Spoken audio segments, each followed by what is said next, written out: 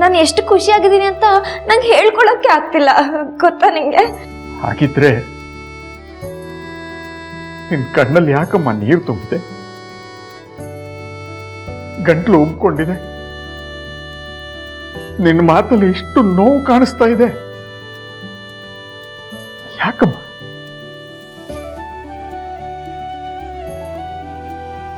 ನೀನು ಜೀವನದಲ್ಲಿ ಮೊದಲನೇ ಸಲ ನನ್ನೆದುರಿಗೆ ಕಣಮ್ಮ ಹತ್ತಿದ್ದು. ನಿನ್ನನ್ನ ಹೀಗೆ ಹಿಡ್ಕೊಂಡು ನೀನು ಹತ್ತಿದ್ದನ್ನ ನೋಡಿ ಅದೇ ನಿನ್ನ ಜೀವನದ ಕೊನೆ ಅಳು ಆಗ್ಬೇಕು, ಮತ್ತೆ ನೀನು ಅಳಬಾರ್ದು ಅಂದ್ಕೊಂಡಿದ್ದೆ. ಆದ್ರೆ ನಾನು ಅನ್ಕೊಂಡ ಹಾಗೆ ಆಗ್ಲಿಲ್ಲಮ್ಮ. ನೀನು ಮತ್ತೆ ಅಳೋ ಹಾಗಾಯ್ತು. ನಾನು ಸೋತ್ಬಿಟ್ಟೆ ಕಣಮ್ಮ. ನಿಮ್ಮಪ್ಪ ಸೋತ್ಬಿಟ್ಟ. ಅಪ್ಪ,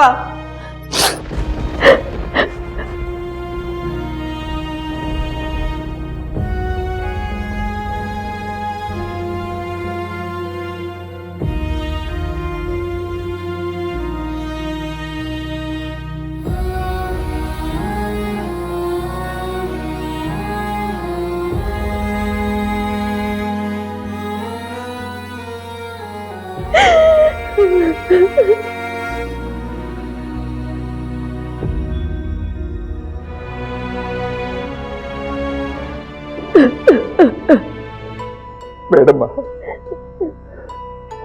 ನೀನು ಅಳಬಾರ್ದು ನೋಡಿ, ಸಮಾಧಾನ ಮಾಡ್ಕೊ. ಪ್ಲೀಸ್ ಅಪ್ಪ, ಮನಸ್ಸು ಹಗುರಾಗೋವರೆಗೂ ನಾನು ಹತ್ಬಿಡ್ತೇನೆ, please.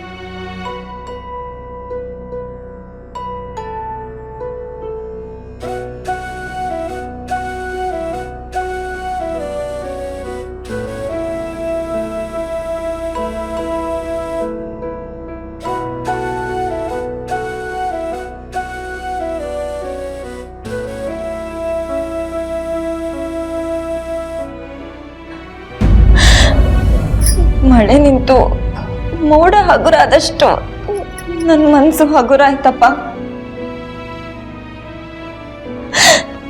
Thank you so much. ಮನಸ್ಸಲ್ಲಿ ಇಷ್ಟು ದುಃಖ ಇಟ್ಕೊಂಡು ಅದು ಹೇಗೆ ಮಗಳೇ ಎಲ್ಲರ ಮುಂದೆ ನಗ್ನಗ್ತಾ ಇದ್ದೆ? ನಿನ್ ಜೀವನ ನಾಶ ಆಗೋಯ್ತಲ್ಲ ಮಗಳೇ.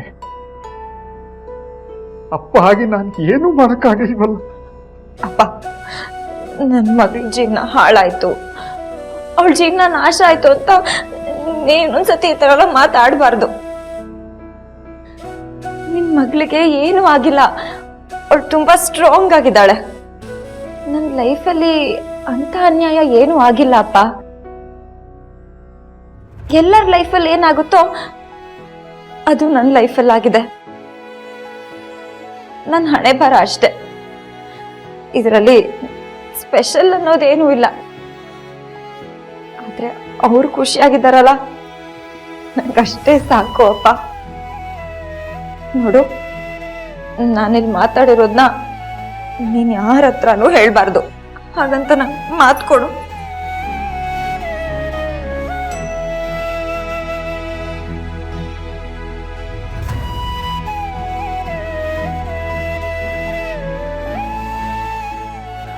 ಮಾತು ಕೊಡು ಅಪ್ಪ.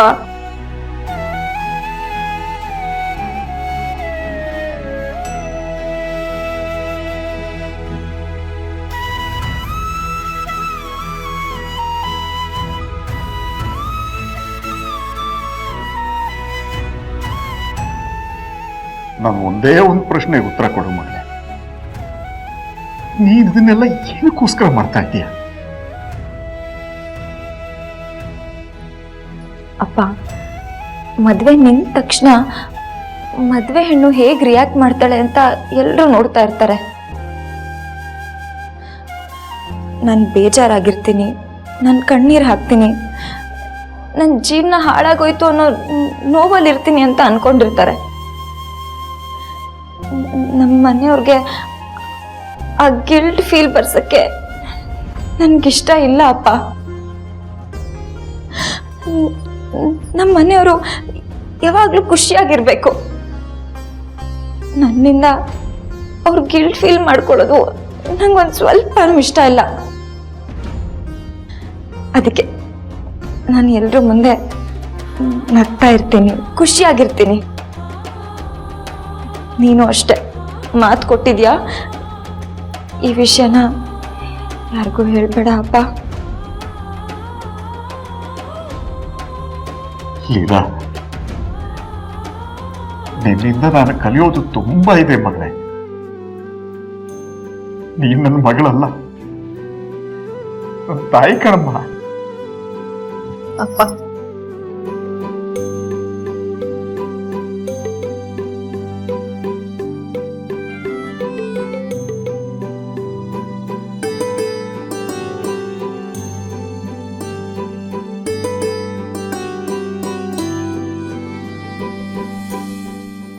ಲಕ್ಷ್ಮಿ, ಎಷ್ಟೊತ್ತೊಂದು ತೆಗೆ ಕೊಡ್ತೀಯಾ? ಬಾ ಊಟ ಮಾಡು, ಬಾ ಪ್ಲೀಸ್. ನನಗೆ ಹಸಿವಿಲ್ಲ. ಸರಿ, ಅಟ್ಲೀಸ್ಟ್ ಜ್ಯೂಸ್ ಆದರೂ ಕುಡಿ ತಗೋ. ಬೇಡ ರೀ, ನನ್ನ ಗಂಟಲ್ಲಿ ಏನೂ ಇಳಿಯಲ್ಲ. ಅರೆ ಯಾಕೆ ಹೀಗೆ ಮಾಡ್ತೀಯಾ? ನೋಡು, ಲೈಫಲ್ಲಿ ಏನೇ ಆದ್ರೂ ಅದನ್ನ ಧೈರ್ಯವಾಗಿ ಎದುರಿಸ್ಬೇಕು. ಅಟ್ಲೀಸ್ಟ್ ಈ ಸಿಚುಯೇಷನ್ನ ಕಂಟ್ರೋಲ್ ಮಾಡೋಕ್ಕಾದ್ರೂ ನಮಗೆ ಎನರ್ಜಿ ಬೇಡವಾ? ತಗೋ ಪ್ಲೀಸ್, ಕುಡಿ ಪ್ಲೀಸ್. ಪ್ಲೀಸ್, ನನಗೆ ಬೇಜಾರಾಗಿದೆ, ನನಗೆ ಫೋರ್ಸ್ ಮಾಡಬೇಡಿ. ನೋಡ್ ಲಕ್ಷ್ಮಿ, ಇಡೀ ಮನೇಲಿ ಎಲ್ರು ನಿನ್ ಹಾಗೆ ರಿಯಾಕ್ಟ್ ಮಾಡಿದ್ರೆ ಇದು ಮನೆ ಉಳ್ಕೊಳತ್ತ? ನೀನೇ ಹೇಳು. ಇಲ್ಲಿ ನಮ್ಗೆ ನೋವಾಗಿದೆಯಾ ಅಂತ ಕೇಳಿದ್ರು ಹ್ಞೂ ಅನ್ಬೇಕು, ಖುಷಿಯಾಗಿದೆಯಾ ಅಂತ ಕೇಳಿದ್ರು ಹ್ಞೂ ಅನ್ಬೇಕು. ಈ ಸಿಚುಯೇಷನ್ ನಮ್ಗೆ ಏನು ಅಂತ ಅರ್ಥ ಆಗ್ತಿಲ್ಲ. ಇನ್ನು ನೀನ್ ಡಿಸೈಡ್ ಮಾಡ್ಬಿಟ್ಯಾ? ನಿಮ್ಮಷ್ಟು ಯೋಚನೆ ಮಾಡೋ ತಲೆ ನನಗಿಲ್ಲ. ಪ್ಲೀಸ್, ನನ್ನ ಪಾಡಿಗೆ ನನ್ನನ್ನ ಬಿಟ್ಬಿಡಿ. ಯಾರು ಹಠ ಮಾಡ್ತಿರೋದು? ಪ್ರಮೋದ್, ನೀವ್ ಈ ಕಡೆ ಬನ್ನಿ, ನಾನು ವಿಚಾರಿಸ್ಕೋತೀನಿ. ಏನಮ್ಮ ಲಕ್ಷ್ಮಿ, ತುಂಬಾ ಬೇಜಾರಾಗಿದ್ಯಂತೆ, ನೋವಲ್ಲಿದ್ಯಂತೆ. ಮತ್ತೆ ನಿಮ್ಗೆ ಇದೆಲ್ಲ ಗೊತ್ತಾಗಲ್ಲ. ಲಕ್ಷ್ಮಿ, ನಿನಗ್ ಗೊತ್ತಾಗದೆ ಇರೋದೆಲ್ಲ ನನಗ್ ಗೊತ್ತಾಗತ್ತೆ. ಯಾಕಂದ್ರೆ ನಾನ್ ನಿಮ್ ಅತ್ತೆ. ಬಾ ಊಟ ಮಾಡ್ ಬಾ. ಇಲ್ಲ ಅತ್ತೆ, ನಾನು ಬರಲ್ಲ. ನೋಡಿ, ಆಗ್ಲಿಂದ ಹೇಳ್ತಿದೀನಿ, ಬರ್ತಿಲ್ಲ. ಪ್ರೀತಿ ಅಂತ ಹೇಳಿದ್ರು ಕೇಳ್ತಿಲ್ಲ. ಪ್ರೀತಿಯಿಂದ ಹೇಳಿದ್ರು ಕೇಳಲಿಲ್ಲ ಅಂದ್ರೆ 2 ಕೊಟ್ಟು ಕರ್ಕೊಂಡು ಹೋಗ್ಬೇಕು. ಇವಾಗ ಏನ್ ಲಕ್ಷ್ಮಿ, ಊಟಕ್ಕೆ ಬರ್ತೀಯಾ ಅಥವಾ ಬಾಯಿ ಮೇಲೆ ಬರೆ ಹಾಕಿ ಕರ್ಕೊಂಡು ಹೋಗ್ಬೇಕಾ? ಅತ್ತೆ, ಅತ್ತೇನೆ. ನಿನ್ಗೆ ಮುದ್ದು ಜಾಸ್ತಿ ಆಗಿದೆ. 1-2 ಕೊಟ್ರೇನೆ ಬುದ್ಧಿ ಬರೋದು. ಪಾಪ ಗಂಡ ಅವಾಗ್ಲಿಂದ ಊಟಕ್ಕೆ ಬಾ ಅಂತ ಕರೀತಿದ್ದಾನೆ, ನೀವಿಬ್ರು ಸೇರ್ಕೊಂಡು ಊಟ ಮಾಡ್ಬೇಕು. ಅದೇ ಸಂಸಾರ ತಾನೆ. ಪಾಪ ಪ್ರಮೋದು ಆಗ್ಲಿಂದ ಊಟಕ್ಕೆ ಕರೀತಾ ಇದಾರೆ. ನಂಗ್ ಬೇಜಾರಾಗಿದೆ, ಹರ್ಟ್ ಆಗಿದೆ, ನಂಗ್ ಹಸಿವಿಲ್ಲ ಅಂತೆಲ್ಲ ನಾಟಕ ಮಾಡ್ಬಿಡ. ನೀನು ಊಟ ಮಾಡ್ಬಿಟ್ಟು ಬೇಜಾರಾದ್ರೂ ಮಾಡ್ಕೋ, ಹರ್ಟ್ ಆದ್ರೂ ಮಾಡ್ಕೋ, ನಾನೇನು ಕೇಳಲ್ಲ. ಗೊತ್ತಾಯ್ತಾ? ಗೊತ್ತಾಯ್ತಾ?